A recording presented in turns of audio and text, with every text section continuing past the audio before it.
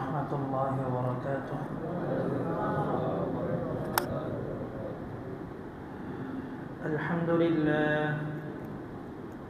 الحمد لله نحمده ونستعينه ونستغفره ونؤمن به ونتوكل عليه ونعوذ بالله من شرور أنفسنا ومن سيئات أعمالنا. من يهده الله فلا مضل له ومن يضلله فلا هادي له. ونشهد أن لا إله إلا الله وحده لا شريك له. ونشهد أن سيدنا وسندنا وحبيبنا وحبيب ربنا وطبيبنا وطبيب قلوبنا ومولانا وأولانا محمدا عبده ورسوله أرسله بالحق بشيرا ونذيرا وداعيا إلى الله بإذنه وسراجا منيرا. أما بعد فأعوذ بالله من الشيطان الرجيم. بسم الله الرحمن الرحيم.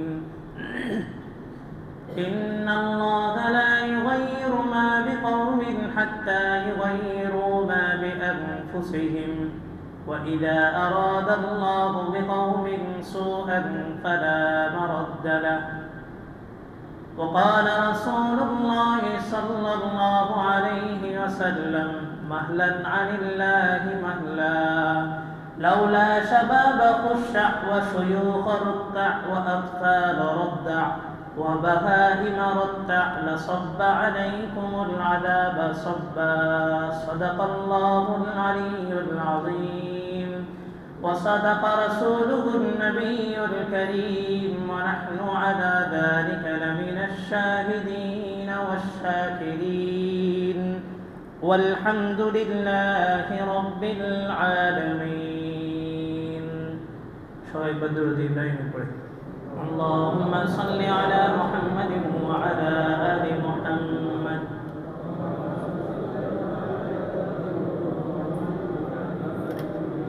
إنك حميد مجيد. اللهم بارك على محمد وعلى آل محمد كما باركت على إبراهيم وعلى آل إبراهيم إنك حميد مجيد. هاي তুমি নিচে বসো. سبحانك لا علم لنا إلا ما علمتنا إنك أنت العليم الحكيم. سبحانك لا علم لنا إلا ما علمتنا إنك أنت العليم الحكيم. আল্লাহু আকবার। আল্লাহ তাআলা শুকরিয়া আদায় করতেছি যে মহান রব্বুল আলামিন আমাদেরকে দ্বীনের একটা মজলিসে বসার, কিছু কথা বলার, শোনার তৌফিক দান করছেন। কালিমাতু শুকর আদায় করি আলহামদুলিল্লাহ। দিন যত যাবে মসজিদগুলা তত আমাদের নিরাপত্তার স্থান হবে। মুমিনের জন্য নিরাপত্তার স্থান মসজিদ। সাহাবায়ে কেরাম বিপদ আপদ আসলেই মসজিদে দৌড় দিতেন। রাসূল সামান্য একটু বাতাস হইলেই মসজিদে দৌড় দিতেন। আর আমাদের যত বিপদ আপদ, আমরা হয়তো বাসায় যাই, নাহলে বাবার দরবারে যাই, নাহলে পীরের দরবারে যাই, আমাদের দরবারে শেষ নাই। অথচ আল্লাহ থাকেন কোথায়? আল্লাহর ঘরে।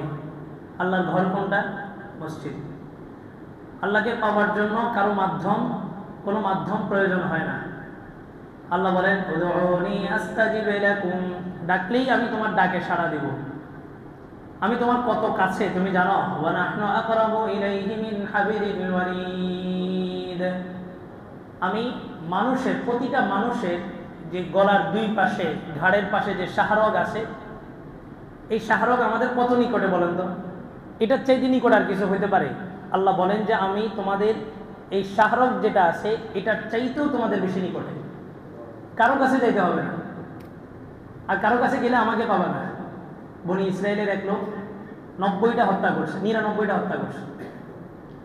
99টা হত্যা করার পরে তার মধ্যে একটু অনুশোচনা আসলো যে আমার তওবা করা দরকার, মরণ তো কাছে গেছে, এতগুলো মানুষকে হত্যা করছি। দুনিয়ার জীবন যদি চিরস্থায়ী সত্য হতো তো এই 99টা মানুষকে আমি হত্যা করতে পারতাম না। তার মানে দুনিয়ার জীবনের বাহিরেও একটা জীবন আছে, আখিরাতের জীবন। তার অনুশোচনা আসছে, সে তওবার জন্য রওনা দিল। শুনলো যে অমুক গ্রামে একজন বড় আল্লাহর ওলি আছে, তো লোক মুখে প্রসিদ্ধ, তার কাছে গেল, যা বললো যে আমি 99টা হত্যা করছি, আমার তওবার সুযোগ কি? তো সে আল্লাহকে খোঁজার জন্য আল্লাহর কাছে যায়নি, বান্দার কাছে গেছে। আর বান্দাও কি করছে? বান্দাকে আল্লাহর রাস্তা দেখায় দিছে, আল্লাহকে দেখায় দেয়নি। সে বলছে 99টা হত্যা করছো, আল্লাহ যদি তোমাকে মাফ করে তো পৃথিবীতে তার কোনো পাপই থাকবে না। তো সে অনুশোচনার জায়গা থেকে চিন্তা করলো যে 99টা হত্যা করে যদি মাফ না পাই, আল্লাহ বলতেছেন মাফ করবেন, আমি মাফের জন্য আসছি, আর তুমি বলতেছো আল্লাহ মাফ করবে না, তো তোমাকে দিয়ে আমি 100টা পূর্ণ করি। তো 100টা পূর্ণ করছে, পূর্ণ করে রওনা দিছে। ওই তওবার নিয়ত আল্লাহকে খুঁজতে, পথের মধ্যেই তার মৃত্যু। ফেরেশতারা টানাটানি লাগছে, আযাবের ফেরেশতা, জান্নাতের ফেরেশতা এবং জাহান্নামের ফেরেশতা কোন দিকে নিবে। আল্লাহ তাআলা জমিনকে গুটায় দিলেন যে সেই যে তওবার পথে যাচ্ছে ওই তওবার জমিনটাকে সংকীর্ণ করে দাও, এটা কাঁচায় দাও, আর জাহান্নাম যে গুনার পথ থেকে আসে ওই পথটাকে অনেক বড় করে দাও। তা আল্লাহকে খোঁজার জন্য কারো কাছে যেতে হবে না, তওবা করব হুজুরের হাতে যায় হাত রেখে তওবা করতে হবে। তওবার জন্য কয়টা শর্ত? 3টা। আইয়ানদামা আলাইহি, ওই গুনাহের উপরে তার অনুতপ্ত হওয়া, লজ্জিত হওয়া যে আমি এটা গুনাহ করছি। আইয়াখলা আনিল মাআসিয়াহ, গুনাহ থেকে বিরত হইয়া তারপরে তওবা করা। গুনাহও করতেছি আবার তওবা করতেছি, চুরি করা অবস্থায় তওবা করতেছি, তওবা কবুল হবে। ওযু যাওয়া অবস্থায় ওযু করতেছি, ওযু হবে। গুনাহ থেকে পরিপূর্ণ পাক সাফ হইয়া তারপরে যে তওবা করতে হবে যে আল্লাহ আমি তওবা করতেছি। 3 নাম্বার হচ্ছে আইয়ান জাজিমা আল্লাহ ইয়াউদা ইলাইহা, এই কথার উপরে আজম বিল জজম হওয়া যে আমার জীবন থাকতে আর এই গুনাহ আমি দ্বিতীয়বার করব না। 3টা জিনিস পাওয়া গেলেই তওবা কবুল। আর এই 3টে জিনিস নাই, আপনি 100 জন পীরের হাতে হাত দিয়ে বলছেন যে তওবা করতেছি, তওবা কবুল হবে? 1 লক্ষ বার আস্তাগফিরুল্লাহ পড়ছেন, তওবা কবুল হবে? গুনাহ মাফ হবে না। এই 3টা জিনিস থাকবে। এই গুনাহ আমি দ্বিতীয়বার করব না। আমরা তো সকালে তওবা করি, দুপুরে আবার গুনাহ করি, দুপুরে তওবা করি, বিকালে আবার গুনাহ করি। একটা কিতাবে একটা ঘটনা আসছে, ঘটনা পড়তে একটা দৃষ্টান্ত যে এক মা তার কোলের শিশু, কোলের বাচ্চাটাকে পাকের ঘরে রেখে গেছে, রেখে একটু হয়তো জরুরত সারতে গেছে, ওয়াশরুমে গেছে বা কোনো একটা কাজে গেছে। আসার পরে দেখতেছে আগেরকার চূড়া ছিল মাটির নিচে, তুন্নুর। আমরা তন্দুর রুটি বলি না, এটা আরবি শব্দ, তান্নুর থেকে তুন্নুর। মাটির যে চুলা হয় মাটির নিচে, ওটাকে তুন্নুরের চুলা বলে। তো তুন্নুরের চুলা ছিল মাটির নিচে, ওইখানে কয়লা থাকতো, কয়লাকে ইন্ধন দিলে সেখান থেকে যে আগুনটা তৈরি হইতো ওটা দ্বারা মানুষ পাকশাক করতো। এখনো আছে গ্রামগঞ্জে যে মাটির চুলাগুলা। এই মা আসার পরে দেখলো তার বাচ্চাটা গড়ায় ওই তন্নুরের মধ্যে পইড়া গোশত হাড্ডি সবকিছু আলাদা হয়ে গেছে। এরপর আল্লাহ তাআলা তাকে 1-1.5 বছর পর আরেকটা সন্তান দিল। এই সন্তানের বিরহে শোকে শোকা হতো। 1-1.5 বছর পর আল্লাহ তাআলা তাকে আরেকটা সন্তান দিল। বলেন এই মা কোনোদিন এই সন্তানটাকে পাকের ঘরে একা রেখে যাবে? কোনোদিন এই কাজটা সে করবে? এই পাকের ঘরে একা রেখে যাবার এই চিন্তা যখন তার মধ্যে আসবে, সাথে সাথে তার শরীরের পশম দাঁড়ায় যাবে যে আমি কিছুদিন আগেই তো একটা ভুল করলাম। এই গুনাহ থেকে তওবাটা এমন হইতে হবে যে আমি গুনাহ থেকে তওবা করছি মানে করছি, এই তওবা মানে এই গুনাহ আমার জীবন থাকতে আর দ্বিতীয়বার আমি করব না। এরপরেও আবার গুনাহ হয়ে যাবে, শয়তানের প্ররোচনা, আবার গুনাহ হবে। আল্লাহ বলেন কুল্লু বানি আদম খাত্তা ওয়া খায়রুল খাত্তাই আত-তাওয়াবুন, প্রতিটা বনি আদম ভুল করে, আর এই ভুল করার মধ্য থেকে সবচেয়ে উত্তম বান্দা সে যে ভুলের সাথে সাথেই কি করে? তওবা করে। ভুলের সাথে সাথেই কি করে? তওবা করে। আমাদের ভুল হবে, আমরা আবার তওবা করব, আবার মাফ চাবো। এই জন্যই আমাদেরকে তৈরি করা হয়েছে। নাহলে আমাদের আগে 2টা জাতি ছিল। একটা জাতি 24 ঘন্টা আল্লাহর ইবাদতের মধ্যে ছিল, ফেরেশতা। নাহনু নুসাব্বিহু বিহামদিকা ওয়া নুকদ্দিসু লাক, সকাল সন্ধ্যা আল্লাহর তাসবিহ পাঠ করত। এরপর আরেকটা জাতি আসছে যারা 24 ঘন্টা অন্যায় অনাচার অশ্লীল কাজের মধ্যে থাকতো, জিন জাতি।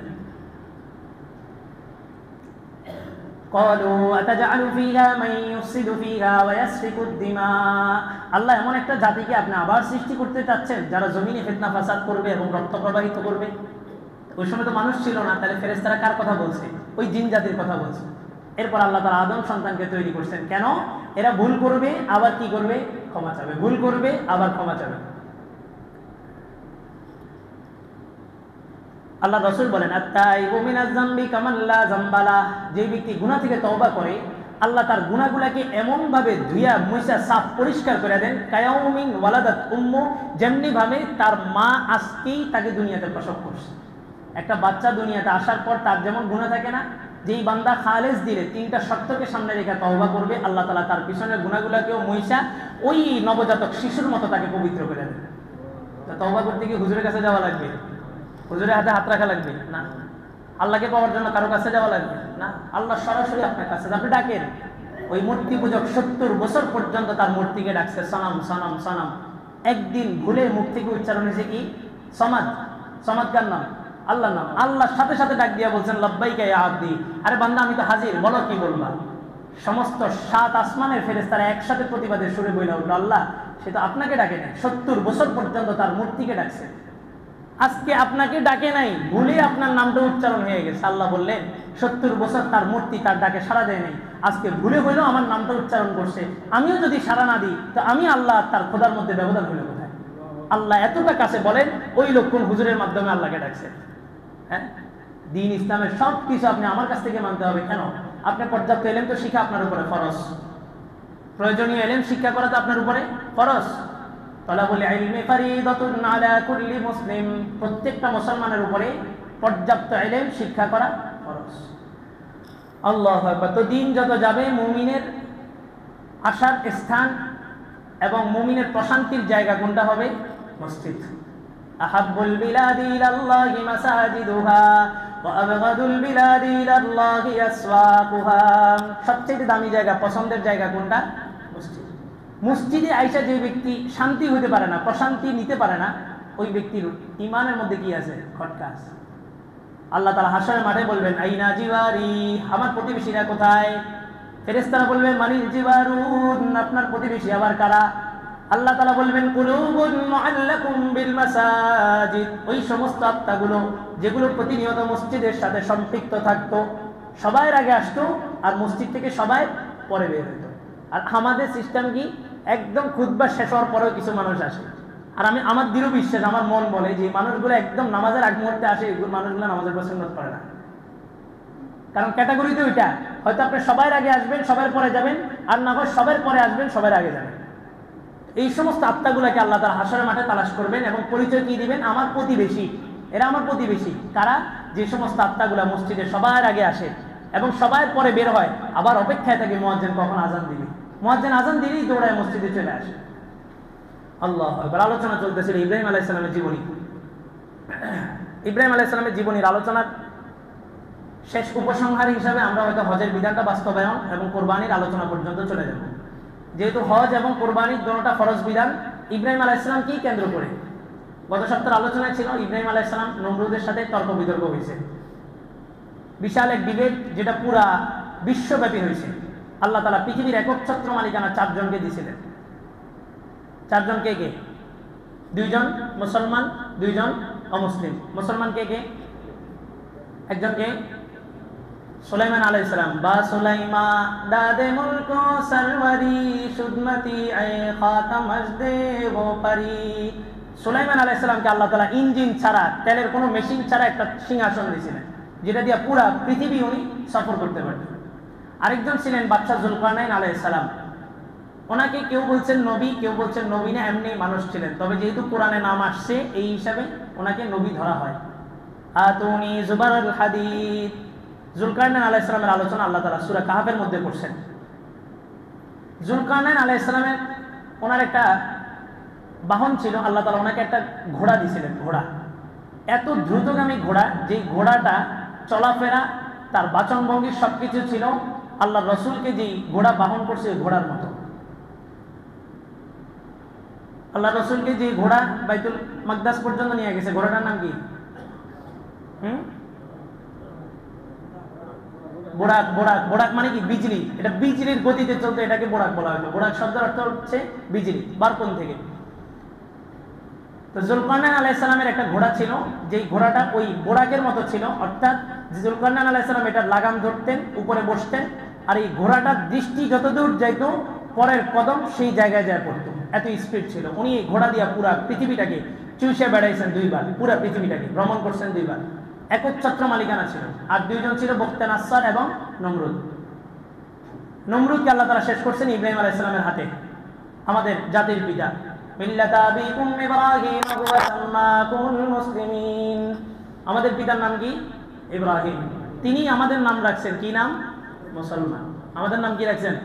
মুসলমান। আর আমরা আমাদের কিছু নাম রাখছি, সাংগঠনিক নাম, জাতিগত নাম, বংশীয় নাম। আমি অমুক বংশের, আমরা আমাদের কিছু নাম রাখছি, আর আমাদের পিতাও আমাদের কিছু নাম রাখছে। ইব্রাহিম আলাইহিস সালামের সাথে নমরুদের ডিবেট হলো। ডিবেটে যখন নমরুদ পরাজিত হলো, পরাজয় বরণ করলো, তখন নমরুদ শেষ পর্যন্ত ইব্রাহিম আলাইহিস সালামের মোকাবেলা না করে ইব্রাহিম আলাইহিস সালাম থেকে যেন মানুষকে ফিরানো যায়, এজন্য ইব্রাহিম আলাইহিস সালামকে চিরতরে শেষ করার প্ল্যান করলো। মক্কা থেকে রাসূলকে যখন দমন করতে পারে নাই, রাসূল মদিনাতে যাওয়ার পরে ইসলাম যখন তার আপন গতিতে ছুটতে শুরু করলো, আরব ভূখণ্ডগুলো পার হয়ে পৃথিবীর আনাচে কানাচে যখন ছড়ানো শুরু করলো, তখন মক্কার কাফেররা চিন্তা করলো যে মুহাম্মদকে এবার একবারই শেষ করে দিতে হবে। আবু সুফিয়ানের কাফেলা ধাওয়া করার জন্য রাসূল 313 জন নিয়ে বের হয়েছেন, আর ওই দিক থেকে আবু জাহেল 1000 সাজসজ্জা বাহিনী নিয়ে বদর প্রান্তরে উপস্থিত হয়েছে। কেন? একদম চিরতরেই শেষ করে দিবে, নাহলে মক্কা আলাদা মদিনা আলাদা, মোহাম্মদের কাজ করতেছে, মক্কাবাসীর কি সমস্যা ছিল? কিন্তু সমস্যা কোথায়? মুহাম্মদকে যদি দমন না করা হয় তো মুহাম্মদ তার আলোচনা পুরা পৃথিবীতে ছড়াইয়া দিবে। আর মুহাম্মদ যখন তার খোদার রাজত্ব কায়েম করবে, তখন আমার মালিকানা চলবে না, আমাদের খোদাই চলবে না। বিগত আমলে সেম একই ক্যাটাগরি হয়েছে। আলেমদেরকে শুধুমাত্র জেলে এই জন্যই বন্দী করা হয়েছে, এইগুলাকে যদি জেলবন্দি না করা হয় তো এগুলা তার প্রভুর বিধান পুরা বাংলাদেশে বাস্তবায়ন করে দিবে। আর বাংলাদেশের মুসলমান যখন ইসলামী হুকুমত খেলাফত কায়েমে প্রতিষ্ঠিত হয়ে যাবে, তখন আমরা চাঁদাবাজি টেন্ডারবাজি করতে পারবো না। এই জন্যই আলেমদেরকে কি করছে? জেলবন্দি করছে। তো হযরত ইব্রাহিম আলাইহিস সালামকে নমরুদ চিন্তা করলো যে ইয়া করতে হবে, একে জ্বালায় দিতে হবে। তো নমরুদ বলল, ক্বালু হাল্লিকুহু ওয়ানসুরু আলিহাতাকুম ইন কুনতুম ফাইলিন। নমরুদ বলে, আমার কথা শোনো, তোমাদের কথা শুনে এতদিন চলছি, এবার আমার কথা শোনো। তোমরা যদি আসলেই কিছু করতে চাও, তোমাদের যদি কোনো কিছু করার ক্ষমতা থাকে, এবং তোমাদের যে মূর্তিগুলোকে সে ভাঙছে, এই খোদাগুলোকে যদি তোমরা সাহায্য করতে চাও, তাহলে তোমরা ইব্রাহিমকে অগ্নিকুণ্ডে নিক্ষেপ করো। ইব্রাহিম আলাইহিস সালাম সবগুলো মূর্তিকে ভাঙছেন। দুইটা রেওয়ায়েত আছে। একটা রেওয়ায়েত হচ্ছে পুরা রাষ্ট্রীয় যে পূজা মণ্ডপ ছিল সেখানের মূর্তিগুলোকে ভাঙছেন। আরেকটা রেওয়ায়েত আসছে ইব্রাহিম আলাইহিস সালামের বাড়ির ভিতরে একটা মণ্ডপ ছিল, সেখানে একদিন বাবা বললেন যে যাও তুমি এই মূর্তিগুলোকে খাবার দিয়ে আসো। আর মা বলছে লাকড়ি আনো, বাবা বলছে খাবার দাও। ইব্রাহিম আলাইহিস সালাম চিন্তা করলেন দুটোটা একসাথে করা যায় কিভাবে। তো যে ওদেরকে খাবার দিছে, খাবার তো খায়নি, ভাঙ্গার পরে ভিতরে কি পাইছে? লাকড়ি পাইছে। মূর্তি বানায় কি দিয়া? বাঁশ দিয়া। তো কুরআন নিয়ে যখন যাচ্ছে, মা বলতেছে ইব্রাহিম মানুষের মতো মানুষ হয়ে গেছে, এখন আর কোনো বিরোধিতা করবে না, এখন মায়ের কাজ করতে যাচ্ছে এবং আমাদের খোদাগুলাকে সাহায্য করতে যাচ্ছে। তো ইব্রাহিম বললো যে হ্যাঁ, আসলেই আমি আপনাদের খোদাকে সাহায্য করতে যাচ্ছি এবং আপনাকেও সহযোগিতা করতে যাচ্ছি। মূর্তিগুলা ভাইয়া ভিতরে যে বাঁশগুলা আছে, বাঁশগুলা কান্দে করে না মারে দিছে। মা খুব খুশি। বিকালে না সবাই যায় দেখতেছে কি ব্যাপার, সবগুলা ভাইয়া একবারে তছনছ করে ফেলছে। কে করছে? ইব্রাহিমকে বললো যে চলো বিকালবেলা, ফানাযারা নাযরাতান ফিন নুজুম ফাকালা ইন্নী সাকিম, চলো আমাদের সাথে ঘুরতে যাবো। ইব্রাহিম আকাশের দিকে তাকায় বললেন যে না, আমি একটু অসুস্থ। ফাতাওয়াল্লা আনহু মুদবিরিন ফারাগা ইলা আলিহাতিহিম ফাকালা লা তাকুলুন। ইব্রাহিম আলাইহিস সালাম সবগুলোকে ভাঙার পরে কি বলছিলেন? যে তাদের বড়টা ভাঙছে, অথচ ভাঙছে কে? ইব্রাহিম। আসলে কি ইব্রাহিম আলাইহিস সালাম মিথ্যা বলছেন কিনা? তাফসীরি কিতাবের মধ্যে আসে, তাফসীরে মারিফুল কোরআনে আসে, কুরতুবীতেও আসে। এখানে ব্যাখ্যা যেটা, ইব্রাহিম আলাইহিস সালাম সর্বপ্রথম তাদেরকে যা বলছে, তোদেরকে বানাইছি আমরা মানুষরা তোদেরকে বানাইছি, সুতরাং তোরা কখনো আমাদের থেকে বড় হতে পারবি না, তোদের থেকে বড় সবসময় আমরাই। আর এখন যেহেতু বাবা তোদের দায়িত্ব আমার কাছে দিছে, সুতরাং আমি তোদের থেকে বড়। এই জন্য ইব্রাহিম আলাইহিস সালাম বলছেন তাদের বড়টা তাদেরকে ভাঙছে। আসলে তাদের বড় কে ছিল? ইব্রাহিম আলাইহিস সালাম ছিলেন। তাহলে কথাটা কি মিথ্যা না সত্য? ইব্রাহিম আলাইহিস সালাম সবগুলোকে ভেঙে তছনছ করে দিয়েছেন। যুক্তি তর্কে যখন ইব্রাহিম আলাইহিস সালামের সামনে কেউ পারতেছিল না, তখন তারা বলল যে আগুন, অগ্নিকুণ্ড বানাও। ক্বালু বিনু লাহু বুনিয়ানান ফাআলকুহু ফিল জাহিম, একটা বিশাল অগ্নিকুণ্ড স্থাপন করো, সেখানে আগুন প্রজ্বলিত করো, এরপরে তোমরা ইব্রাহিমকে সে আগুনের মধ্যে নিক্ষেপ করো। তাফসীরি কিতাবে কিছু বর্ণনা আসছে, আগুন যখন প্রজ্বলিত হলো আগুন জ্বালানোর পর এই পরিমাণ আগুনের তাপ ছিল, উত্তাপ এই পরিমাণ ছিল যে পাখি তার সর্বোচ্চ শক্তি দিয়ে আসমান ঘেঁষেও যদি যাওয়ার পরিকল্পনা করতো, আগুনের তাপে পাখিটা ছাই গুঁড়া হয়ে একদম নিচে পড়ে যেত। এই পরিমাণ তাপ ছিল আগুনের, এই পরিমাণ তাপ ছিল যে আগুনের কাছে যায় ইব্রাহিমের হাত আর পা ধরে এভাবে ঢুলে মেরে দিবে এই ক্ষমতা ছিল না, কারণ আগুনের ধাউ ধাউ তাপ আশপাশ সবকিছুকে জ্বালায় ভস্য করে দিতেছিল। তো কি করবে, কাছে তো যাওয়া যাচ্ছে না, দূর থেকে একটা শুলির ব্যবস্থা করলো, রশি রাবার সিস্টেম যেটা আটকানো থাকবে, এটাকে এখান থেকে পিক করার পরে এটা উড়ে যায় ইব্রাহিমকে একদম আগুনের মাঝখানে ফেলবে। তাই করা হলো, সবকিছু রেডি, কিন্তু এই রশিটাকে যখন ছাড়তে চায় রশিটা ছুটে না, বা রশি ছুটলেও ইব্রাহিম যায় না। গত কয়েক সপ্তাহ আগের এক জুমায় বলছিলাম যে ইবলিস কখনো কখনো মানুষের সুরত ধরে এইসব কি করে, ধোঁকা দেয়। লূত আলাইহিস সালামের কওম যখন সর্বপ্রথম লৌতিক কাজে এই সমকামিতায় যখন জড়াইছে, তারা এই নিকৃষ্ট ঘৃণ্য কাজে তারা জড়ানোর সাহস করে নাই। সর্বপ্রথম ইবলিস এক সুদর্শন বালকের চিত্র ধারণ করে আসছে, সুরত ধরে আসছে, আইসা দুই ইবলিস এই সমকামিতা কইরা মানুষকে দেখাইছে, তারপর মানুষকে উদ্বুদ্ধ করছে। তো ইবলিস মাঝে মাঝে মানুষের সুরত ধরে আসতে পারে। ইবলিস এক বৃদ্ধের সুরত ধরে নমরুদের কাছে গেল, যা বলে ইব্রাহিমকে কি তোমরা আগুনে নিক্ষেপ করতে চাও? বলে যে হ্যাঁ। বুড়া মানুষের বুদ্ধি থাকে, খুব পাকা পাকা বুদ্ধি, অভিজ্ঞতা হলো বুদ্ধি দেয়। এরা ভালো বুদ্ধি দিলে ভালো হয়, কাজ খুব ভালো হয়। আর এরা যখন উল্টা দিকে বুদ্ধি দেয়, ওটার একবার 12টা বাজারে ছাড়ে। চাইলে একটা বিয়া মুরব্বীরা কি করতে পারে, টিকাইতে পারে, আবার চাইলে এক কথায় একটা বিয়ে কি করে দিতে পারে, ভেঙে দিতে পারে। তো বলতেছে যে যদি আসলেই কিছু করতে চাও তোমরা ইব্রাহিমকে কিছু করতে পারবে না, কারণ এখানে আমি দেখতেছি শত সহস্র ফেরেশতার টিম পিছন থেকে ইব্রাহিমের রশিটাকে ধরে রাখছে। ওই শুলির যে পীড়ার উপরে ইব্রাহিমকে বসাইছে, পীড়াটাকে পিছন থেকে টান দিয়ে ধরে রাখছে। ইন্নী আরা মা লা তারাউনা ইন্নী আখাফুল্লাহ, আমি চাইলে কিছু করতে পারি, তবে আমি নিজে হাতে কিছু করব না। কারণ ইবলিস যদি নিজে হাতে সহযোগিতা করে, ফেরেশতারা কি বসে থাকবে? ইবলিস বদর প্রান্তরে আসছিল না সহযোগিতা করতে, তা আল্লাহ তাআলা ফেরেশতাদেরকে পাঠিয়ে দিয়েছে। ইবলিস জানে আমি সহযোগিতা করতে গেলে ফেরেশতারাও সরাসরি সহযোগিতা নেমে যাবে, আর ফেরেশতার সাথে কি ইবলিস টিকবে? টিকবে না। ইবলিস বললো যে আসলে যদি কিছু করতে চাও, নগ্ন নারীদেরকে এখানে ল্যাংটা করে দাও, নগ্ন করে দিলে, নারীদেরকে নগ্ন করে দিলে এখানে ফেরেশতা থাকবে না। এখনো সমাজে দেখবেন, সমাজে আমরা বিশ্বাস করি আর না করি, আমাদের চতুর্দিকে যে আমাদেরকে ফেরেশতারা বেষ্টনী দিয়ে রাখছে, এবং মসজিদের পরিবেশের মধ্যে যে ফেরেশতারা থাকে, এই কথাটা বিধর্মীরা ভালোভাবেই জানে। এবং এই সমস্ত জায়গাগুলোতে একটা আঘাত করলে পাল্টা 10টা আঘাত ভোগ করতে হবে, এটাও তারা জানে। জাপানের এক জাদুঘর বলেন যে আমার এখানে কোনো লেবাসদারি লোক যদি আসে, আমি জাদু দেখাতে পারবো না। কোনো মুসলমানদের লেবাস ধরে যদি কেউ আসে, তাহলে আমি জাদু দেখাতে পারবো না। তো তাকে জিজ্ঞেস করা হলো কেন? বলে যে আমার জাদুবিদ্যার আমার সমস্ত অভিজ্ঞতার আলোকে আমি দেখছি এই টুপি আর এই জামা সাদা পোশাক পরিয়ে তো লোকগুলার চতুর্পাশে একটা নূর ঘুরতে থাকে। আমি যখন জাদু দেখাই, জাদুটা হচ্ছে চোখের ভেলকি, সব মানুষের চোখের ভেলকি দিতে পারি, এই মানুষগুলার চোখে ভেলকি দিতে পারি না। এই জন্য এই পোশাক পরিয়ে তো কেউ আসলে আমি আমার জাদু দেখাতে পারবো না। অথচ আল্লাহ রাসূল বলছেন ওমিন বাইনি আইদিহিম ওয়া মিন খালফিহিম ওয়া আন আইমানিহিম ওয়া আন শামাইলিহিম, আল্লাহ তাআলা আমাদের উপরে নিচে ডানে বামে সামনে পিছে কাদের দ্বারা বেষ্টনী দিয়ে রাখছেন? ফেরেশতাদের দ্বারা। 24 ঘন্টা তারা আমাদেরকে প্রটোকল দিতেছে। এই সমস্ত পরিবেশগুলোর মধ্যে কি থাকে? ফেরেশতা থাকে। এরা বিধর্মীরা ভালোভাবেই জানে। তো ইবলিস বলল যে তোমরা যদি আসলে কিছু করতে চাও, নারীদেরকে উলঙ্গ করে দাও। তো এখনো দেখবেন সমাজে তারা কি চায়? নারীদেরকে উলঙ্গ করতে। অথচ নারীকে চাইলেই তো সে তার বাড়ির ভিতরে নিয়ে ভোগ করতে পারে, কিন্তু নারীকে উলঙ্গ করে সমাজে কেন নামায়? সে চায় আমি যেই পথে গেছি, আমার মরণের পরে আমার রাস্তা যেটা হবে, পৃথিবীর প্রতিটা মানুষের ঠিকানা ওই জাহান্নামে হোক। ইবলিস কি বলছিল? যে আমি তাদের জন্য প্রতিটা সিরাতে মুস্তাকিমের মাথায় মাথায় আমি ওত পেতে বসে থাকবো। সুম্মা লাআতিয়ান্নাকুম মিন বাইনি আইদিহিম ওয়া মিন খালফিহিম ওয়া আন আইমানিহিম ওয়া আন শামাইলিহিম ওয়া লা তাজিদু আকতারুহুম শাকিরিন। আল্লাহ, আজকে এই আদম সন্তানের জন্য আমি জান্নাত থেকে বের হইছি, তো আমার সর্বপ্রথম চ্যালেঞ্জ থাকবে, একটা আদম সন্তানও জান্নাতে যেতে পারবে না, প্রত্যেককেই আমি ঠেইলা জাহান্নামে নিয়ে যাব। আল্লাহ তার চ্যালেঞ্জ অ্যাকসেপ্ট করছেন। ইন্নাকা মিনাল মুনজারিন, যে আল্লাহ আমাকে আপনি কিয়ামত পর্যন্ত হায়াত দেন।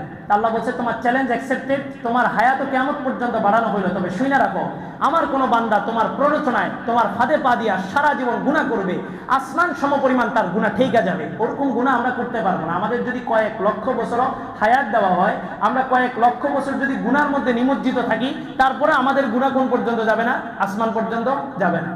আল্লাহ বলেন সমুদ্রের ফেনা পরিমাণ যদি হয়, কোন বান্দা একনিষ্ঠ দিন থেকে শুধু যে একবার বলে যে আল্লাহ আমি আমার গুনার উপরে অনুতপ্ত, গুনাহ থেকে ফিরে আসছি, তওবা করতেছি, আর জীবনে গুনাহ করব না, আল্লাহ আমার গুনাহগুলোকে মাফ করেন। আল্লাহ বলেন আমি রহমতের চাদরে তার পুরো পরিপূর্ণ বেষ্টনী দিয়া, আমার রহমতের সমুদ্রের মধ্যে তার চুবায়া, তার আসমান সমপরিমাণ গুনাহ যদি থাকে, আমি তার সব গুনাহগুলা ওই এক বাক্যে আস্তাগফিরুল্লাহর এক বাক্যে আমি সব মাফ করে দেব। তাহলে হতাশার কিছু নাই, গুনাহ আমাদের দ্বারা হবে, তবে গুনার উপরে কি থাকা যাবে না? অটল থাকা যাবে না, অবিচল থাকা যাবে না। গুনাহ হবে, সাথে সাথে তওবা করব। ইবলিস বলল যদি কিছু করতে চাও নারীদেরকে উলঙ্গ করো। তো নারীকে উলঙ্গ করা কার পদ্ধতি? ইবলিসের পদ্ধতি। এখন সমাজে যারা নারীকে উলঙ্গ করতেছে, বাস্তবিক দৃষ্টিতে আপনাদের কাছে তারা মানুষেরও, এগুলা পুরা আগা গোড়া একটা কাট্টা মুনাফিক এবং শয়তান ইবলিস। এরা নারীকে চাইলে তো ঘরে নিয়ে ভোগ করতে পারে, নারীকে উঠে নিয়ে ঘরে ভোগ করতে পারে, কিন্তু নারীকে বাইরে কেন বের করতেছে? এই পয়লা বৈশাখ, বিভিন্ন দিবসের নামে কি করে? কি হুজুরদেরকে ভাড়া করে, কি করে? নারীদেরকে ল্যাংটা করে বাইর করে দেয়। কারণ তারা জানে উলঙ্গ নারী যখন রাস্তায় সমাজে চলাফেরা করবে, তখন সমাজ থেকে ফেরেশতাদের টিম উপরে উঠে যাবে। আল্লাহ রাসূল বলছেন ঘরের মধ্যে কুকুর এবং চিত্র রাখো না, ছবি রাখো না। যেই ঘরের মধ্যে চিত্র থাকে ওই ঘরের মধ্যে কে প্রবেশ করে না? ফেরেশতা প্রবেশ করে না। আল্লাহ আকবার। নারীকে তো কত আমলে আমরা দেখছি, শুধু রাস্তাঘাটে না, মসজিদেও দেখছি। আল্লাহ তাআলা যখন কারো পতন ঘটান, ওই পতন ঘটানোর সময় তাকে যে সহযোগিতা করবে, ও যত বড় আল্লাহর ওলি হোক, যত বড় মসজিদের ক্ষতি হোক, ওইটারে সহ আল্লাহ পতন ঘটায় দিবে। এটা আল্লাহ দেখায় দিয়েছেন। নাহলে বাইতুল মুকাররমের খতিবের কি অপরাধ ছিল? মুহি পালানোর কি দরকার ছিল? এটা হচ্ছে যারা এই জালেমকে সহযোগিতা করছে, জালেমের সঙ্গ দিছে, আল্লাহ তাআলা জালেমকে পতন ঘটানোর আগে ওই টাইপের সমস্ত মানুষগুলোকে ওই দলের মধ্যে ঢুকায় দেন। সব মানুষগুলোকে ওই দলের মধ্যে ঢুকায় তারপর ওই দলটাকে একসাথে ট্যাগ দেন। মুসা আলাইহিস সালামের কাছে ফেরাউন পরাজিত হয়েছে, নীল দরিয়ার মধ্যে আল্লাহ তাআলা পুরা ফেরাউনের বাহিনীকে ডুবাইয়া দিয়েছেন, একটা মানুষকে আল্লাহ তাআলা উপরে রাখেন নাই, পুরা জাতিকে সমুদ্রের মধ্যে নামাইছেন। এরপরে সমুদ্রকে বলছেন তুমি তোমার আপন অবস্থায় ফিরে যাও। পরবর্তীতে যে সমস্যা হয়েছে, বনী ইসরাইল নিজেরা নিজেদের মধ্যে সমস্যা করছে, কিন্তু ফেরাউনের কোনো বাহিনীকে আল্লাহ তাআলা টিকায় রাখেন না। কিন্তু একটা ফেরাউন প্রত্যেকটা মানুষের দিলের মধ্যে বসে আছে। কবি বলছেন নফসে মারা কম তারাস ফিরআউন নিস্ত, নফসে মারা কম তারাস ফিরআউন নিস্ত, লেকে উরা ওনে মারা ওনে নিস্ত। একটা ফেরাউনকে মুসা মারছে, কিন্তু শত কোটি কোটি ফেরাউন প্রতিটা মানুষের দিলের মধ্যে বসে আছে, যার কারণে ফেরাউনের পতন হয়েছে ঠিক, কিন্তু ফেরাউনের কর্মকাণ্ড এখনো পর্যন্ত সমাজে চলতেছে কিনা? চলতেছে। তো প্রত্যেকটা মানুষের ভিতরে একটা ফেরাউন বসে আছে। ওই ফেরাউনটাকে কেউ দমায় রাখতে পারে, আবার কেউ ওই ফেরাউনের গোলাম হয়ে মানুষের উপরে জুলুম করে। আল্লাহ ইব্রাহিম আলাইহিস সালামকে আগুনে ফেলানোর জন্য এই ইবলিস নমরুদকে পরামর্শ দিল। দেওয়ার পরে দেখে যে না, ফেরেশতারা মুখ ঘুরে ইব্রাহিম আলাইহিস সালামকে সহযোগিতা করতেছে। কি বলেন, নারী উলঙ্গ হয়ে আসলেই কি আমাদের ঈমান হরণ হবে নাকি? নারী উলঙ্গ হয়েছে, নারীর হিসাব নারী আল্লাহর কাছে দিবে, কিন্তু চোখ কার? চোখ কার? চোখ তো আমার। চোখ হেফাজত রাখা কার দায়িত্ব? এটা আমার দায়িত্ব। জেনাল আইনি আন নাজরু, আল্লাহর রাসূল বলেন চোখের জেনা হইল সর্বপ্রথম তাকানো। এই জেনা শুরু হয় চোখ দ্বারা, শেষ হয় লজ্জাস্থান দ্বারা। প্রতিটা গুনাহ শুরু হয় কিসের থেকে? চোখ থেকে। চোখ দিয়ে দেখছেন, এরপরে মনের মধ্যে কামনা বাসনা যাচ্ছে, এরপরে মাথার মধ্যে বুদ্ধি প্ল্যান করছেন এটা কিভাবে বাস্তবায়ন ঘটানো যায়, এরপরে যে আপনার হাত দ্বারা পা দ্বারা ওটাকে বাস্তবায়ন ঘটাইছেন, সর্বশেষ লজ্জাস্থানের চাহিদা যখন পূরণ হয়ে গেছে এটাকে ছুঁড়ে ফেলাই দিয়েছেন। বাস্তব চিত্র তো এটাই সমাজের। আল্লাহ ইবলিস যে পরামর্শ দিল কাজ হইল না। ফেরেশতারা সবাই সারিবদ্ধ হয়ে ইব্রাহিমের পিছনে দাঁড়ায় গেল, নারীদের আড়াল হয়ে গেল, পিছন থেকে টান দিয়ে ধরলো। এরপরে ইবলিস আরেক ধাপ আগে, বুড়া মানুষ তো, বুড়া মানুষের সুরত ধরে আসে, আইসা বুদ্ধি দিতেছে এক কাজ করো, ফেরেশতারা তো ঘাটতেরা, ওগুলা ঘাটতেরা যাইতেছে না, এক কাজ করো ইব্রাহিমকে উলঙ্গ করে দাও। নাউজুবিল্লাহ। এখন ইব্রাহিমকে কে উলঙ্গ করবে? যেহেতু মন্ত্রীর ছেলে, আজার মন্ত্রী ছিল, মন্ত্রীর ছেলে যদি এই কাজটা করছে, তার মানে দোষ কার? মন্ত্রীর।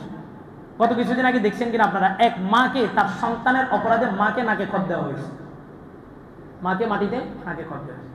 সন্তানের অন্যায়ের কারণে বাবাদেরকেও, পিতামাতাকেও কি করা হয়? শাস্তি দেওয়া। একদিক থেকে বিষয়টা লিগেল, অন্য দিক থেকে বিষয়টা ইলিগেল। আপনি অ্যাঙ্গেল চিন্তা করেন। কিছু ছেলে আছে এগুলা জন্মগতই নষ্ট। যেমন খিজির আলাইহিস সালাম একটা বাচ্চাকে পা ধরে দেয়ালে একটা বাড়ি দিয়ে মাথা ফাটায় মেরে ফেলছেন। কেন? উনি জানতেন যে এটা ভবিষ্যতে কি হবে, নষ্ট হবে। কিন্তু মা বাপ কি ছিল? ভালো ছিল। আল্লাহ তাআলা কোরআনে সার্টিফিকেট দিয়েছেন, ওয়াকানা আবুহুমা সালিহা, তাদের মাতা পিতা দুজন ছিল নেককার। আর কিছু বাচ্চা না, 90% 95% সন্তান খারাপ হয় শুধুমাত্র মাতা পিতার কারণে, শুধুমাত্র মাতা পিতার কারণে। গার্ডিয়ান এসে আমাকে বলে, হুজুর বাচ্চাকে মোবাইল দেওয়া ছাড়া রাখতেই পারি না। তো বাচ্চা কার মোবাইল ধরে? আমার মোবাইল। তা আপনার মোবাইলে কি লক নেই আপনার পার্সোনাল? বলে যে পারি না। ওই মাও কোথাও গেছে মার্কেটিং করতে, শপিং করতে, তো বাচ্চারা তো কিছু না কিছু দিয়ে আটকে রাখতে হবে, তো মোবাইল দিয়ে দিছে। মা একটা হয়তো সিরিয়াল দেখতেছে, স্টার জলসা, বাচ্চা বিরক্ত করতেছে, তো বাচ্চাকে কি করবে? মোবাইল দিয়ে নেশা বানায় দিছে। এখন ইব্রাহিম আলাইহিস সালামের শাস্তি, ইব্রাহিম আলাইহিস সালামকে যে উলঙ্গ করবে, কে করবে? মন্ত্রী করবে। কেন? তুমি তোমার সন্তানকে ছোট থেকে আমাদের মূর্তি পূজারী বানাইলা না কেন? অথচ ইব্রাহিম আলাইহিস সালামকে হেদায়েত দিয়েছেন কে? আল্লাহ। ওয়াকাযালিকা নুরি ইব্রাহিম মালাকুতাস সামাওয়াতি ওয়াল আরদ, আল্লাহ তাআলা আসমানের সমস্ত নক্ষত্রগুলোর তথ্য ইব্রাহিম আলাইহিস সালামের সামনে উঠায় ধরছেন। উনি এক এক সময় চাঁদকে, এক এক সময় তারাকে, এক এক সময় সূর্যকে বড় বড় খোদা দাবি করছেন। পরে যখন দেখলেন যে না, সবকিছু একটা নির্দিষ্ট সময়ের পরে অস্ত হয়ে চলে যায়, উনি বললেন আমার খোদা তো কখনোই অস্ত হয়ে যেতে পারে না।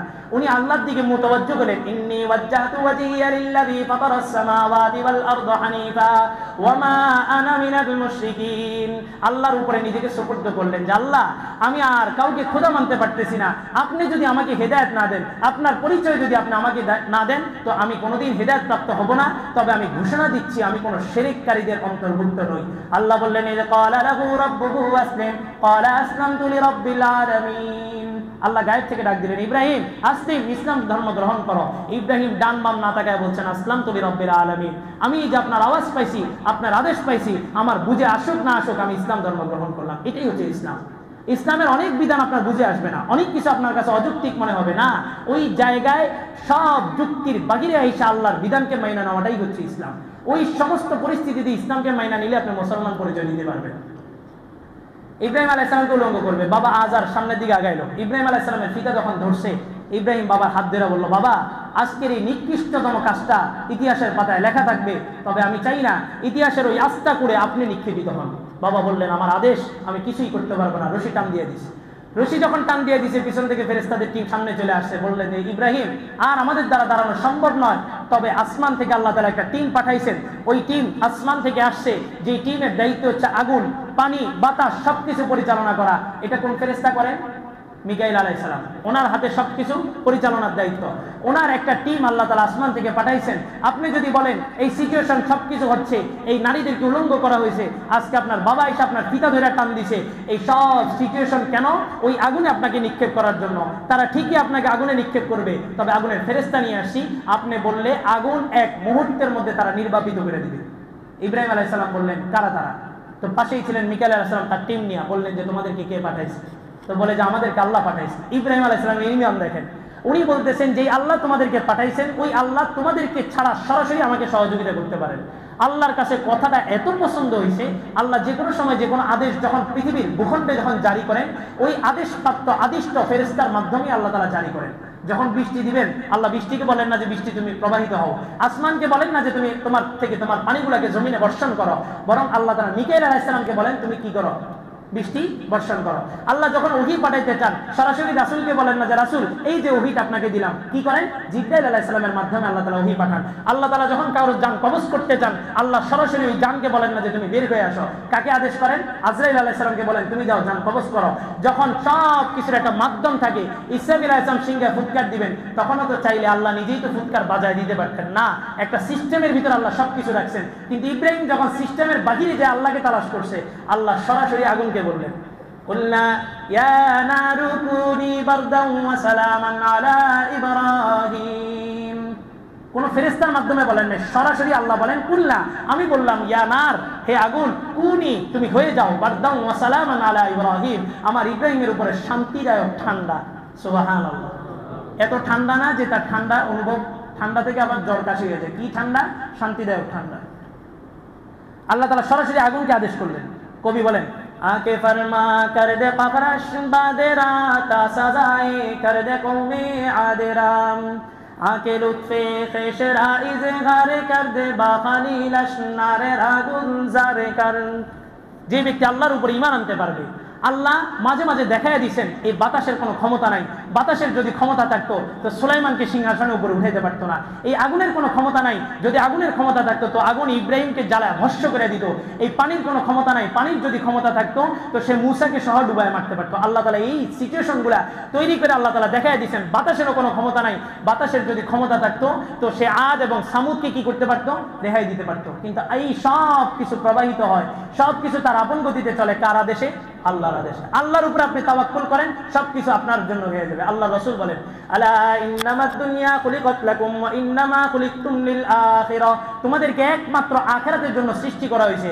আর তুমি যে দুনিয়ার পিছনে ছুটতেছো, মনে রাখবা এই দুনিয়ার সব কিছু একমাত্র তোমার জন্য সৃষ্টি করা হয়েছে। আর দুনিয়ার নিয়ম, আপনি দুনিয়ার পিছনে ঘুরবেন, দুনিয়া আপনাকে ঘুরাবে। এক কুকুরকে এক বুজুর্গ দেখছেন, কুকুরের পুরো শরীরের পশম সবগুলা ঠিক আছে, তার লেজের মধ্যে কোনো পশম নেই। প্রশ্ন করছেন, ইয়া আইয়ুহাল কালব আইনা তুরিদ, এই কুকুর কোথায় যাচ্ছ, কোথায় তোমার গন্তব্য, তোমার লেজের মধ্যে পশম নাই কেন? তো বলে যে আমাকে কুকুর বলে কি তুমি তুচ্ছ তাচ্ছিল্য করতেছ? আমার লেজের পশম না থাকার ঘটনা যদি শুনো, তুমি মানুষ হিসেবে নিজে নিজেকে তুচ্ছ তাচ্ছিল্য করবা। তো বলে যে কি ঘটনা? বলে যে আমি কুকুর নই, আনা আর দুনিয়া, আমি একটা দুনিয়া, আমি দুনিয়া এখন কুকুরের আকৃতি দিয়ে ঘুরতেছি। এই সমস্ত দুনিয়া লোভী দুনিয়াদাররা আমাকে ধরার জন্য বহু চেষ্টা করছে, কিন্তু কখনোই আমাকে ধরতে পারে নাই। যখনই আমাকে ধরার চেষ্টা করছে, আমার লেজে যায় তাদের হাত পড়ছে, আমি টান দিয়ে ছুটে গেছি, ওরা আমার লেজ টান দিয়ে কি পাইছে? শুধুমাত্র পশম পাইছে।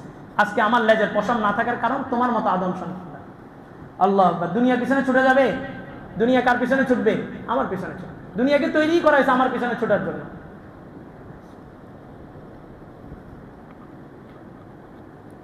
যখন পিতা টান দিছে আর আল্লাহ তাআলা সরাসরি আদেশ দিছে কিসের উপরে? আগুনের উপরে। কে শুনছে? ইব্রাহিম শুনছে। ইব্রাহিম নিজেই বলতেছে, তাড়াতাড়ি এটা খোলো, এখন পিনটা খুললেই আমি উড়াল দিয়ে চলে যাবো, এখন আর কোনো ফেরেশতা আসে না, তাড়াতাড়ি খোলো। আয়েশা খুলছে, ইব্রাহিম আলাইহিস সালাম ওই আগুনের মাঝখানে যায় পড়ছে। 40 দিন পর্যন্ত তিনি সেখানে ছিলেন। প্রতি 40-এ একটা কি হয় মানুষের মধ্যে? পরিবর্তন হয়। 40 দিন পর্যন্ত ইব্রাহিম সেখানে। আকে লুৎফে খেশরা ইজে গারে কাদে বা খালিল আসনারে রাগুল জারে কারনে। কবি বলেন শেখ সাদি যে আল্লাহ তাআলার আদেশে ইব্রাহিমের ওই আগুন অগ্নিকাণ্ড আল্লাহ তাআলা বাগানে রূপান্তরিত করে দিয়েছেন। সুবহানাল্লাহ। জান্নাতের একটা বাগান ছিল, 40 দিন খাবার আসে কোথা থেকে? জান্নাত থেকে। জাকারিয়া আলাইহিস সালাম তার আপন ভাগ্নি মারিয়াম আলাইহিস সালামকে মেহরাবের ভিতরে লালন পালন করছেন, মসজিদের মেহরাবের ভিতরে। তো প্রায় সময় আয়েশা দেখতেন নাস্তা, মনে করতেন যে মুসল্লিরা দিত। একদিন মসজিদের গেট থেকে তালা মেরে গেছেন, তারপরে আয়েশা দেখেন যে ওখানে কি আছে? নাস্তা আছে। বলে قالت يا مريم أن قال يا مريم أن لك هذا قالت هو من عند الله إن الله يرزق من يشاء بغير حساب। বলে যে মারিয়াম, আজকে তো মসজিদে তালা মারা, এটা কোথা থেকে আসছে আর এত মিষ্টি কেন?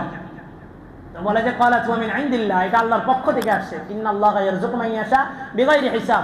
আপনি মনে করেন যে ব্যবসার মাধ্যমে আপনার রিজিক আসে, এইজন্য আল্লাহ ব্যবসার মাধ্যমেই আপনাকে রিজিক দিচ্ছে। আপনি মনে করেন যে আজকে ধান ক্ষেত আমার ফসলাদি আছে, এটার মাধ্যমে আমার রিজিক আসতেছে, তো আল্লাহ ওটার মাধ্যমে আপনাকে রিজিক দিচ্ছেন। আপনি মনে করতেছেন আমার বাবার ইনকাম থেকে আমার রিজিক আসতেছে, তো আল্লাহ ওটার মাধ্যমে আপনাকে রিজিক দিচ্ছেন। ছোট্ট শিশু মাদ্রাসা থেকে প্রতিদিন বাসায় আসে, মা বলল যে আইসেই তুমি 2 রাকাত নামাজ পড়বা, আল্লাহর কাছে দোয়া করবা, ওই সেলফ পিছনে যে তাক আছে তাক খুলে দেখবা যে তোমার নাস্তা ওখানে হাজির। প্রতিদিন বাচ্চা এসে 2 রাকাত নামাজ পড়ে, মা ওখানে আগে থেকেই নাস্তা রেডি করে রাখে। বাচ্চা কি জানে? বাচ্চা জানে নাস্তা কে দেয়? আল্লাহ দেয়। একদিন মা গেছে বেড়াইতে, মা বিকালবেলা মন খারাপ করতে করতে আসতেছে, যে বাড়িতে বেড়াইতে গেছে মায়ের ওই ছেলের নানি বলতেছে, কিরে প্রতিদিন তো আসস, সবসময় আইসা তো হাসি মুখে বিদায় নিস, আজকে মন খারাপ কেন? বলে যে দীর্ঘদিন আমার বাচ্চাটার একটা বিশ্বাস আমি তৈরি করছি যে তার আল্লাহ তাকে নাস্তা দেয়, তার আল্লাহ তাকে খাওয়ায়, মূলত আমি নাস্তা দিতাম, কিন্তু আজকে ছেলে যখন মাদ্রাসা থেকে এসে 2 রাকাত নামাজ পড়া পিছনে তাক খুলে দেখবে যে নাস্তা নাই, তখন তো সে বুঝা ফেলবে যে এটা আমার মায়ের কারসাজি।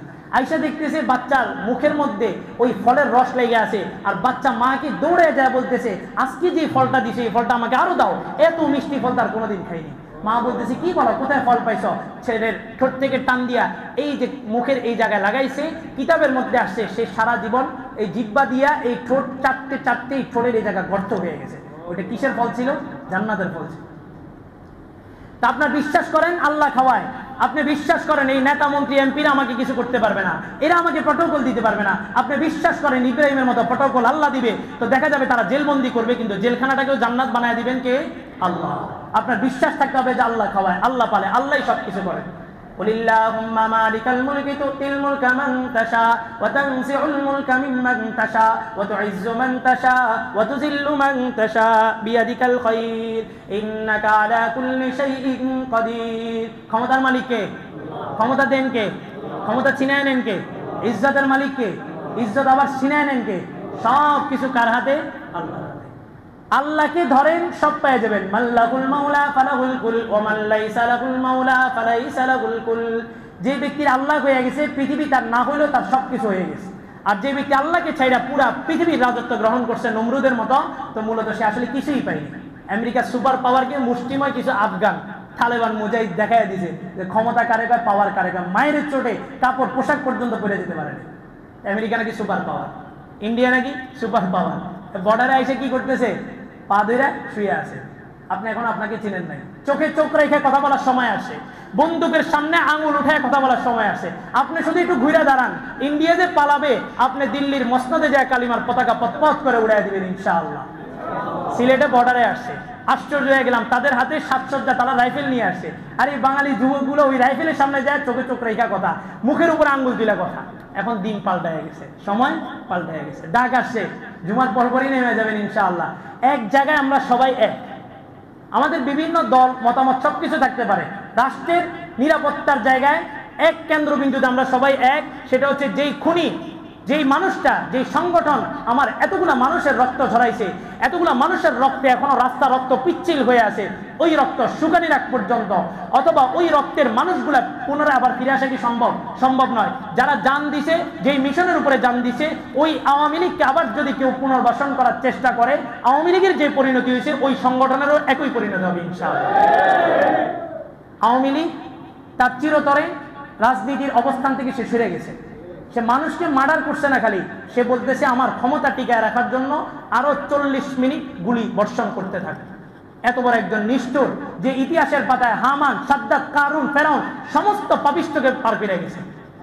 এখন আমরা এক কেন্দ্রবিন্দুতে সবাই এক। যেখানে আওয়ামী লীগ পাওয়া হবে সেখানে কি হবে? সাইজ হবে। সাইজ করেন নাই তো, এই জন্য আব্দুল হামিদ পালানোর সুযোগ পেয়েছে। ধীরে ধীরে যদি সাইজ করে দিতেন, প্রশাসনের উপর ভরসা না করতেন, আগেও বলছি প্রশাসনের মাথায় গোড়ায় যেগুলো বসে আছে ওগুলাই আওয়ামী লীগ। আওয়ামী লীগ বসায় রাখছে। সেনাবাহিনীর হাতে দেশ ছাড়বেন, সেনা প্রধান সবগুলো আওয়ামী লীগের আত্মীয় স্বজন, সব ওখানে বসায় রাখছে।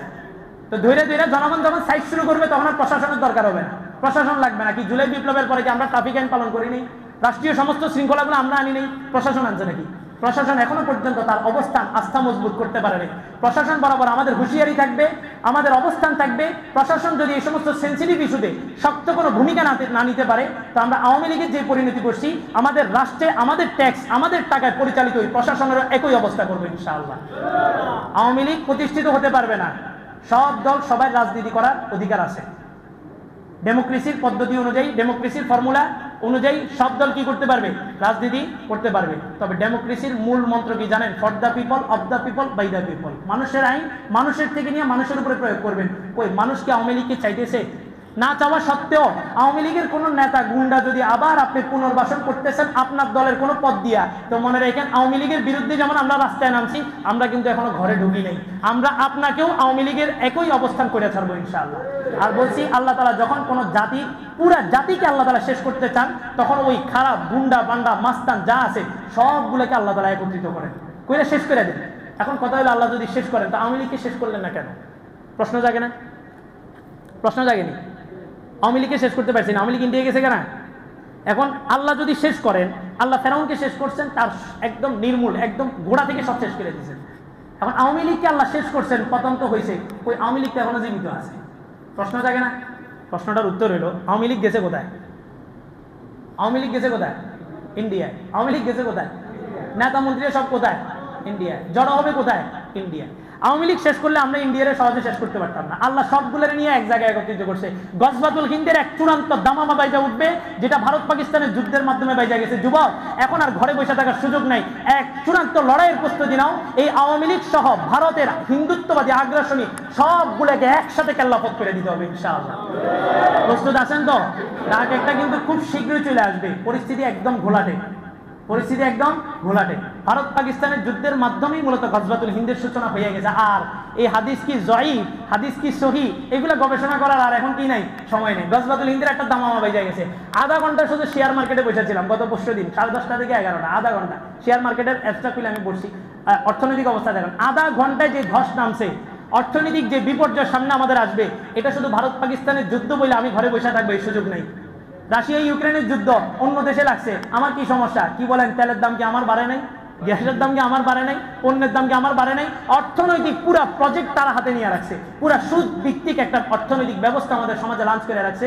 মুসলমানরা এর বিরুদ্ধে এটাকে ডিফেন্স করবে তো দূরে, অ্যাটাক তো দূরের কথা, এটাকে যে ডিফেন্স করবে এই ক্ষমতা পর্যন্ত মুসলমানের নেই। আজকে আপনি ভারতকে চতুর্দিক থেকে আটকাবেন, আমরাও বলি আটকানো দরকার, এটা ইমানের দাবি। সব দিক থেকে, কূটনৈতিক, রাজনৈতিক, ব্যবসায়িক, সমস্ত দিক থেকে ভারতকে কি করতে হবে? বয়কট করতে হবে। আমরাও বলি, বলেন আমার দেশের ব্যবসায়ীগুলো কি সাধু? আমার দেশের ব্যবসায়ীগুলো কি ঠিক আছে? আপনি ভারতকে আটকাবেন, ভারতের পেঁয়াজ যদি 75 টাকা হয়, মনে রেখেন যেদিন ভারত ব্যান করবেন, ভারত বন্ধ করবেন, বর্ডার মজবুত করবেন, পরের দিনই আমার দেশের ব্যবসায়ীদের পেঁয়াজ হয়ে যাবে 175 টাকা। আমার দেশের ব্যবসায়ীগুলো কি ভালো? এরা সুযোগের সন্ধানী, এরা ডিমান্ড দেখে। অথচ অর্থনৈতিক 4টা চালিকা শক্তি, একটা রাষ্ট্রকে পরিচালনার 4টা স্টেপ, 4টা স্টেপের মধ্যে একটা স্টেপ হচ্ছে অর্থনৈতিক। আর অর্থনৈতিক পুরা চালিকা শক্তি, অর্থনৈতিক এই সিস্টেমটা চলে, তার চালিকা শক্তিটা হচ্ছে 2টা জিনিসের উপরে, বাজারের ডিমান্ড এবং সাপ্লাই। বাজারের ডিমান্ড এবং সাপ্লাই, ইসলামও এটাকে সাপোর্ট করে। তবে আমার দেশে যে নীতি আছে এটাকে ইসলাম সাপোর্ট করে না। ইসলাম বলে বাজারে যে জিনিসটার ডিমান্ড বেশি, ওটার সাপ্লাই বাড়ায় দাও, দাম কমায় দাও। সাপ্লাই বাড়ায় দাও, দাম কমায় দাও। সাপ্লাই বেশি হওয়ার কারণে তোমার টাকা তোমার ক্যাশে ঢুকবে, আর বেশি বেশি বেশি সেল হওয়ার কারণে মানুষের চাহিদা কি হবে? পূরণ হবে। এখন ব্যবসায়ীরা কি করে? ডিমান্ড যেটার বেশি ওটারে গুদামজাত করে, স্টকে ঢোকাও। পেঁয়াজ স্টকে ঢুকে পেঁয়াজের পিছন দিয়ে আরেকটা পেঁয়াজ বেরিয়ে গেছে, হয়তো বরকত হয়েছে। এটা বরকত, জাহান্নামে যান, বরকত দেখবেন। আল্লাহ বলেন কুল্লু মুহতাকিরিন ফিন্নার, যারাই গুদামজাত করবে সবগুলা ঠিকানা কোথায়? জাহান্নাম। তো গুদামজাত করে, ব্যবসার ডিমান্ড বাড়ছে, মানুষের চাহিদা বাড়ছে, এগুলো সব স্টকে নিয়ে যাও। তেলের দাম বাড়ছে, কেন বাড়ছে? কয় তেল তো সব স্টকের ভিতরে। তো মানুষের কাছে যখন আসবে না, মানুষ হাহাকার করবে। এখন তেল 100 টাকা দিয়েও পাওয়া যাইতেছে না। একজনের কাছে 1 লিটার তেল আছে, 8 জন সেখানে গেছে। একজন কাছে 100 দিব, কয় না বিক্রি করুন, আরেকজনকে 200, আরেকজনকে 300, বলতে বলতেই 1 লিটার তেল পরে 800 টাকা বিক্রি হয়েছে। এই যে জিনিসের দাম বেড়ে গেছে। আবার আপনি বাজারে যে স্রোতের বিপরীতে দাঁড়ায় লিগের দাম দিয়ে বিক্রি করবেন, ব্যবসায়ীরাই আপনার উৎখাত করে দিবে। এই জন্যই আল্লাহ রাসূল বলছেন আত্তাজিরুস সাদুকু মান নাবিয়্যিন ওয়াস শুহাদা ওয়াস সালিহিন, সত্যবাদী ব্যবসায়ীরা নবীদের সাথে তাদের হাসর হবে। কি বলেন?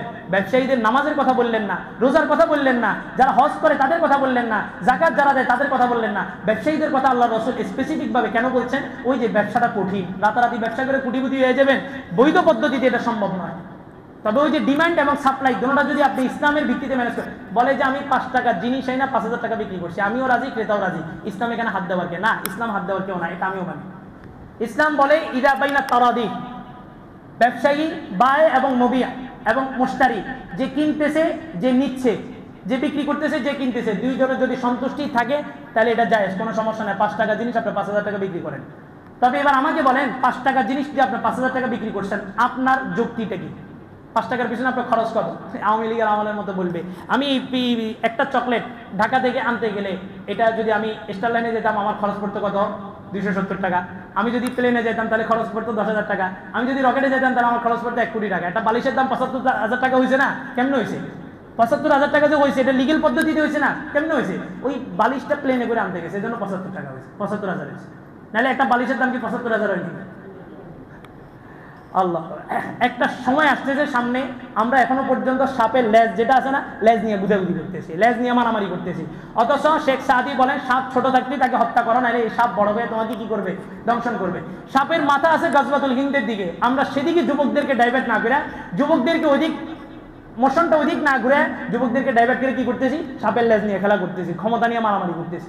আসলে কি আমাদের এখন সময় কি এদিকে ফোকাস করা না গজওয়াতুল হিন্দের দিকে ফোকাস করা? চূড়ান্ত বিজয় আমাদের ওখানে আসবে, এটা হইলেই কি না হইলেই কি? যখন বিজয় আসবে তখন বাংলাদেশে কি ইসলামী হুকুমত থাকবে নাকি? খেলাফত থাকবে নাকি? আল্লাহ। তবে ইসলামী হুকুমত এবং গণতন্ত্রের মধ্যে বিস্তার তফাৎ আছে। কি তফাৎ? আপনি ইসলামের ইতিহাস দেখবেন 1200 বছরে ইসলামের ইতিহাসের দিকে তাকাবেন আর গণতন্ত্রের 100 বছরের ইতিহাসের দিকে তাকাবেন, মেজারমেন্ট ভিত্তি দাঁড় করান, ধর্ষণের পরিমাণ কি পরিমাণ ওখানে ছিল, কি পরিমাণ এখানে ছিল। ইসলামিক হুকুমত কান্ট্রিগুলোর দিকে তাকান, ধর্ষণ সেখানে কি পরিমাণ হইতেছে, এখানে কি পরিমাণ হইতেছে।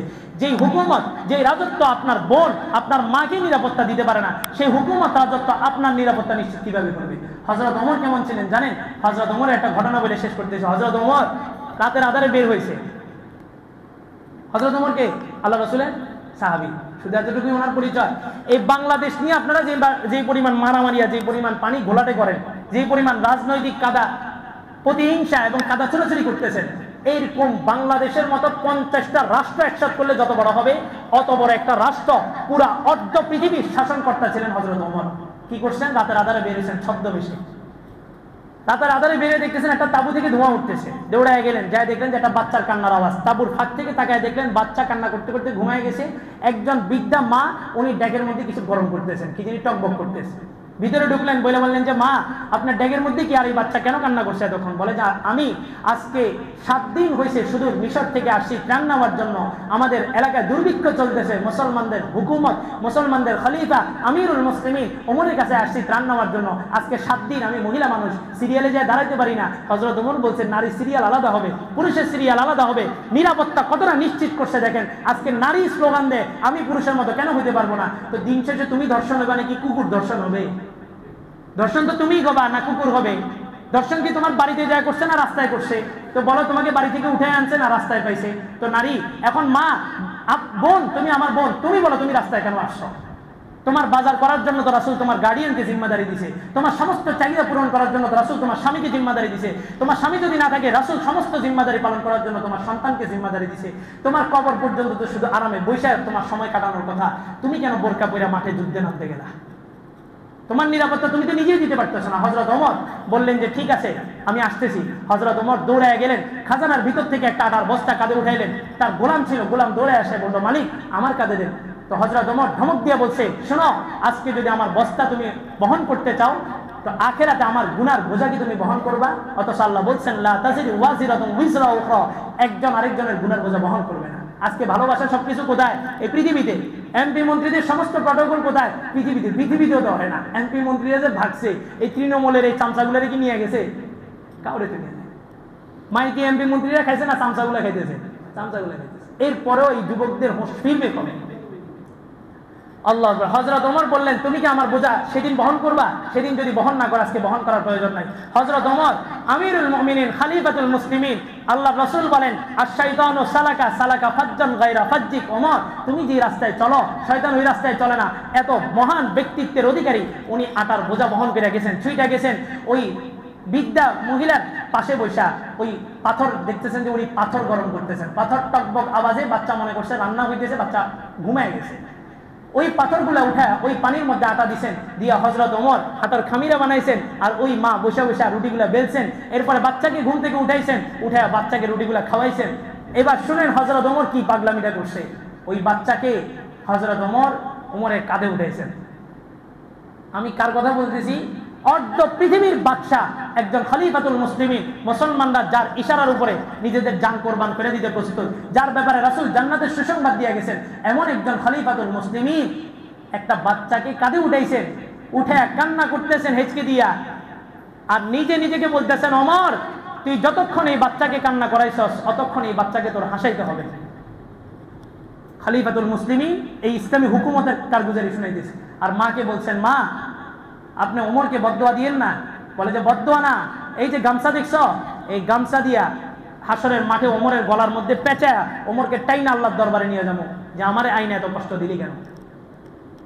ইসলাম গণতন্ত্রের মধ্যে পার্থক্য কি জানেন? ইসলাম আপনার ন্যায্য অধিকার আপনার বাসায় যায় পৌঁছায় দিয়ে আসবে, আর গণতন্ত্র আপনার ন্যায্য অধিকার তার খাটের তলে ঢুকাবে। কি বিশ্বাস হয় না? গত আমলে দেখেন নাই? আরে লোক পরিবর্তন হবে, সিস্টেম তো ওইটা। এগুলো শুধু লোক পরিবর্তন হয়েছে। আজকে বলেন জুলাই বিপ্লবের পর থেকে চাঁদাবাজি টেন্ডারবাজি বন্ধ হয়েছে, লোক তো পরিবর্তন হয়েছে। এটা বন্ধ হবে? হবে না। কেন? ব্যর্থতা কি আওয়ামী লীগ নিবে না সিস্টেম নিবে? সিস্টেম, একটা সিস্টেম এটাকে পরিচালনা করছে। ওই লোকগুলা গেছে, ওই লোকগুলার জায়গায় আরেকটা দল নিজেরাই কি করছে? বসে গেছে। ফেরাউন যেমন বলছে আমি নিজেকে কি করলাম? বাদশা নিযুক্ত করলাম।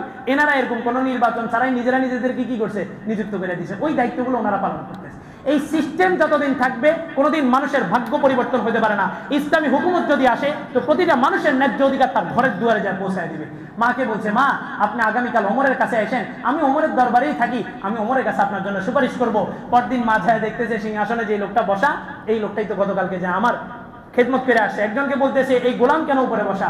বলে, আপনি যাকে গোলাম বলতেছেন ওনার অধীনে অর্ধ পৃথিবী শাসিত হয়েছে। মুসলমানদের খলিফাতুল মুসলিমিন আমিরুল মুমিনিন কেমন ছিলেন? আর আমাদের সামান্য একটু মেম্বার একটু পাওয়ার পাইছে, ওনার পা গিয়ে আর মাটিতে লাগে, ওনার চামচামি গিয়ে আর অভাব আছে, শুধু বলছে উঠাই না দর্শন করে ফেলছে, শুধু ইশারা দিয়েছে উঠাই না দর্শন করে ফেলছে।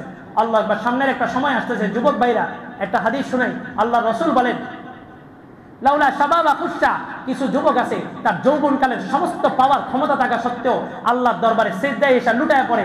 আল্লাহ বলেন, এই লোকগুলোর কারণে আমি কোনো কিছু করি না, নাইলে আমি আসমানটাকে লাজাআলতুস সামাআ হাদিদা, আসমানটাকে একদম শক্ত পাথর বানায়, শক্ত লোহা দিয়া শীষ দিয়া ঢালাই করে দিতাম। মা আনজালতু মিনাস সামাই কতরা, আসমান থেকে এক ফোঁটা বৃষ্টির পানি বর্ষণ করতাম না। ওয়াজআলতুল আরদা হাব্বা ওয়াজআলতুল আরদা মাদাদা, জমিনটাকে আমি একদম শক্ত করে দিতাম। ওয়াজআলতুল তুরাবা নুমাদা, সমস্ত বালুগুলোকে আমি জমাট করে দিতাম। মা আম্বাত্তু মিনাল আরদি হাব্বা, জমিন থেকে একটা দানা আমি উৎপাদন করতাম না। বাল আনজালতু আলাইহিমুল আযাবা সাবাবা, বরং সমস্ত মানুষগুলোকে আমি আযাব দিয়ে ধ্বংস করে দিতাম। শুধুমাত্র এই মানুষগুলোকে ধ্বংস করে না কেন? ওই যে যুবক, কিছু যুবক আছে তার যৌবনকালের সমস্ত শক্তি থাকা সত্ত্বেও কোনো মানুষের গোলামি না করে আল্লাহর দরবারে সিজদায় লুটায় পড়ে। আল্লাহর রাসূল বলেন, সাবাতুন ফি জিল্লিহি ইয়াওমা লা জিল্লা ইল্লা জিল্লু, সাত শ্রেণীর মানুষ আরশে আজিমের নিচে ছায়া পাবে, যেই দিন আরশে আজিম ব্যতীত আর কোনো ছায়া থাকবে না। ওই সাত শ্রেণীর মধ্যে একজনকে রাজুলুন শাবুন নাশা ফি ইবাদাতিল্লাহ, ওই যুবক যার যৌবনকালের সমস্ত শক্তি দিয়া সে কোথায় ব্যয় করছে? আল্লাহর ইবাদতের মধ্যে ব্যয় করছে। যুবক ভাইরা, আপনি সাপের লেজ নিয়ে খেলেন না, সাপের মাথা ধরার চেষ্টা করেন। এই সাপের লেজ, এটা হচ্ছে রাজনৈতিক কোলাহল, রাজনৈতিক সমস্ত দ্বন্দ্বমন্দ, এগুলো হচ্ছে সাপের লেজ। আপনি মূল জায়গায় ফোকাস করেন, গাজওয়াতুল হিন্দের মাধ্যমেই চূড়ান্ত বিজয় আপনার আসবে। এই রাজনৈতিক কোনো অবস্থান আপনার চূড়ান্ত বিজয় আনতে পারবে না। মুসাফুর ক্লোজার যেটা ফেনী, এটা যে ভাঙছে, এটা এখনো পর্যন্ত কোনো নির্মাণের কাজ হইতেছে না। এটা তো আমার বিষয় না নাকি? আমি তো শহরে থাকি, তো ওখানে যেগুলো থাকে এগুলো কি পশু নাকি? ওগুলা মানুষ না? আল্লাহ চাইলে কি আপনাকে মুহূর্তের মধ্যে ওখানে বাসস্থান দিতে পারে না? আল্লাহ সবকিছু পারে। মুসাফির ক্লোজার এটা নির্মাণের ব্যাপারে সবাই সচেতন থাকবেন, আওয়াজ করবেন। আর জোরে পরে কি কোনো মিছিল টিছিল আয়োজন হয়েছে নাকি আজকে? এই জায়গায় আমরা সবাই একমত। মনে রাখবেন, দল মত নির্বিশেষ, ভালো হোক খারাপ হোক, হুজুর হোক মজুর হোক, যেই দল করি আমরা এক জায়গায় সবাই এক। আওয়ামী লীগ কোনো অবস্থাতেই তার পুনর্বাসন এই বাংলার জমিনে মুসলমান যুবকরা বরদাস্ত করবে না। এই যুবক, এই জুলাই বিপ্লবের সিপাহী সৈন্য সেনারা এরা বের হয়েছে, এরা কিন্তু এখনো ঘরে ঢুকে নেই। আমাদের প্রশাসন যদি এটার উপর্যুপরি কোনো পদক্ষেপ না নেয়, তো আমরা ঘোষণা দিতেছি জুলাই বিপ্লবের সৈন্যরা মাঠে আছে। এই সৈন্যরা এবার মাঠে নামছে সরাসরি প্রশাসনের বিরুদ্ধে। যদি প্রশাসন শক্তিশালীভাবে কোনো পদক্ষেপ যদি বাস্তবায়ন না করতে পারে, তো আমরা আওয়ামী লীগে যে অবস্থান করছি নিজের জান বাজি রেখা এই বর্তমান প্রশাসনের একই ব্যবস্থা করবো ইনশাআল্লাহ। আল্লাহ তাআলা সবাইকে কথাগুলো বুঝার আমল করার তৌফিক দান করুন। ক্বাবলাল জুমআহ 4 রাকাত সুন্নাত যারা পড়ে নিয়ে পড়ে।